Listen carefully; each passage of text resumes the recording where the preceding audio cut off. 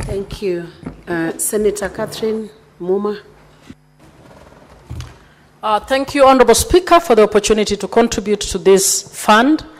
Honorable Speaker, the Constitution of Kenya 2010, as we all know, is a constitution that emphasizes human rights and the principles of human rights, particularly equity, as a key principle that ought to be applied in governance in order to give opportunity to every Kenyan and every region to actualize the benefits of within our country.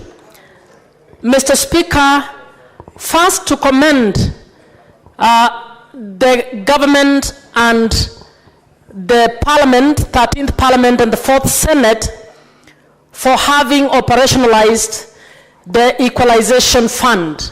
As you are aware, this fund was intended to be a time-limited fund that was supposed to be operationalized as soon as we began implementing devolution in 2013. But this fund has never been operationalized. It is so sad that it's one of the tools of equality that was ignored by the Jubilee government. 13 years, now it is now 13 years. I'm glad that at least now we are on the second phase of sharing out this bill, this fund. Madam Speaker, the Equalization Fund had a particular purpose. It is an affirmative action fund that was intended to be deployed towards fast-tracking the basic development environment in areas that have been marginalized. And Madam Speaker, we have a country that has a lot of disparities, a country where in one you will have a constituency where the worry about the schools is lunch, possibly dinner, while in another place, children in that place are having to read using the lights of nature, the moon in the night, and they don't even have places where they can sit. When this constitution was developed, this fund was put there deliberately to help and hold those areas that were ignored, that were treated as though they are not part of Kenya, to also get their people and their children to have a hope in this country. We have been dilly-dallying around this. We have been arguing, and I blame Parliament entirely for the delay in the implementation of this fund. And that's why I want to commend us that at least we have distributed it now the second time. And despite the disparities that have been put in here, I think it is a good way forward. Madam Speaker, even as we look at the disparities in the manner in which this fund has been distributed, I would want to urge the Senate to actually come up with an oversight tool over this fund. An oversight tool because this fund is supposed to be deployed towards basic services that are also county functions. We need to be able to pinpoint.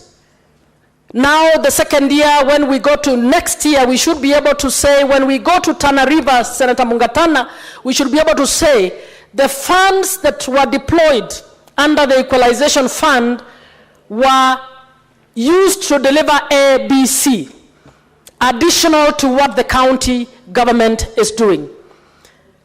We need to be able to say that, and to be able to review, to say, was that the best way in which we'll have fast-tracked in terms of this county?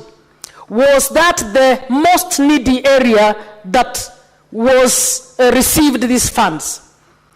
And thirdly, is this the best way in which this fund should have been used?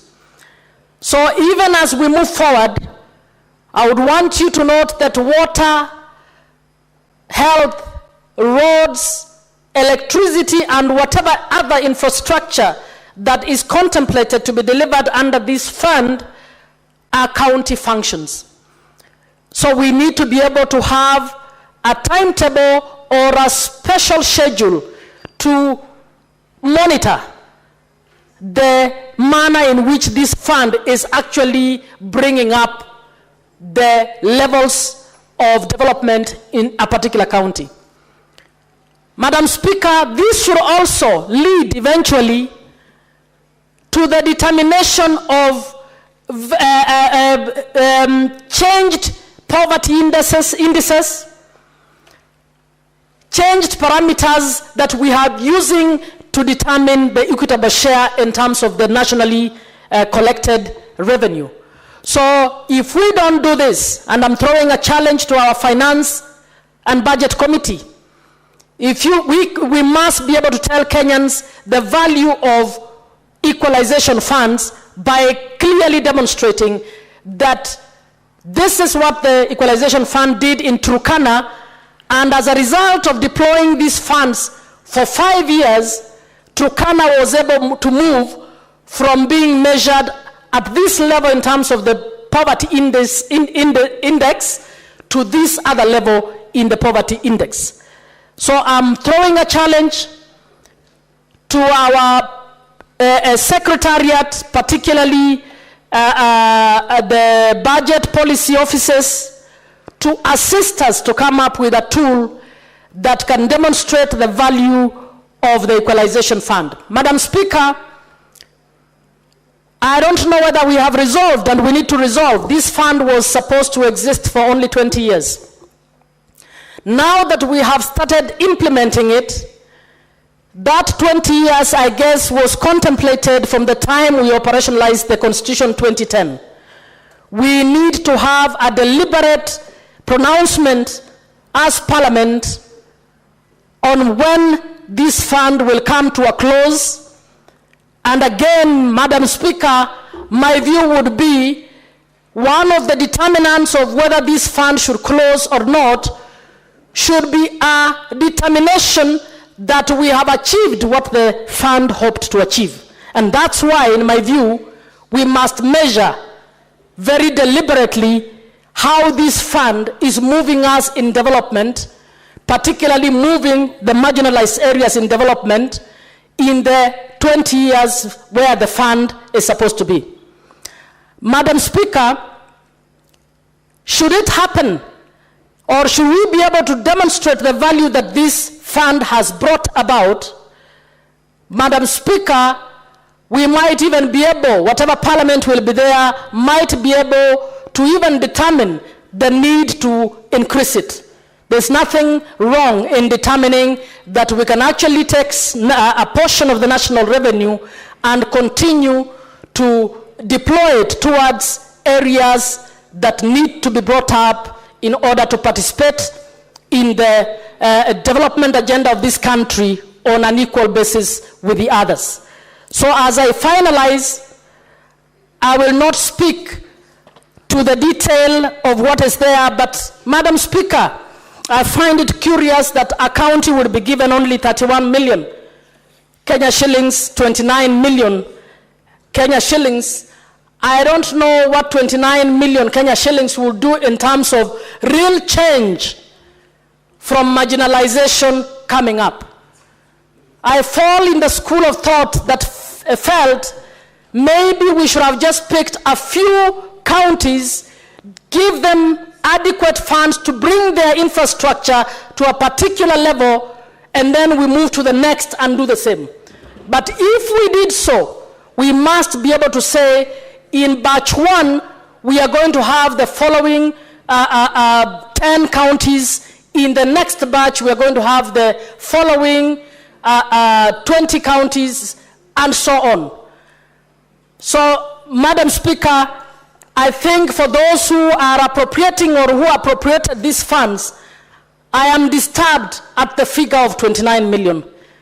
I think it is money, but I don't know how 21 million would truthfully assist the areas that are truly marginalized. And I'd like to demonstrate in one way. If you are going to build a school in the far-flung place of Turkana, for that school to be functional, it requires the physical infrastructure, it requires teachers, it requires security, it requires water, it requires energy, it requires a health facility to be there to support that group. So if you give them 29 million, how much can they achieve? It means if they are going to use the equalization funds to fast-track facilities that can get children going to school, we will be waiting every year so that a building is done and it lies fallow as we wait for next year's funds to come to do the water, and then we wait for the next year to come. But if we gave them enough funds to build a school, put water, do the road infrastructure around that school, do a health facility, then you can immediately, you'll have done what this fund was intended to do, to fast track the bringing of those regions to a level where the others are. So I would want to urge us as leaders not to be fixated with tearing the little monies that are there so that you say every county must get a little bit of it. We need to be able to divide these funds in such a way that we can, in 2 years, demonstrate that by deploying so much funds in Turkana and Tana River, we have brought real change to the lives of children, to the lives of women, to the lives of men, to the lives of communities in those far-flung places. So I'd like to ask our finance committee to think through the ideology behind Equalization Fund and to be innovative enough to help us to ensure that the deployment of this fund truly does what it is supposed to do, to fast-track that development. Thank you, Madam Speaker.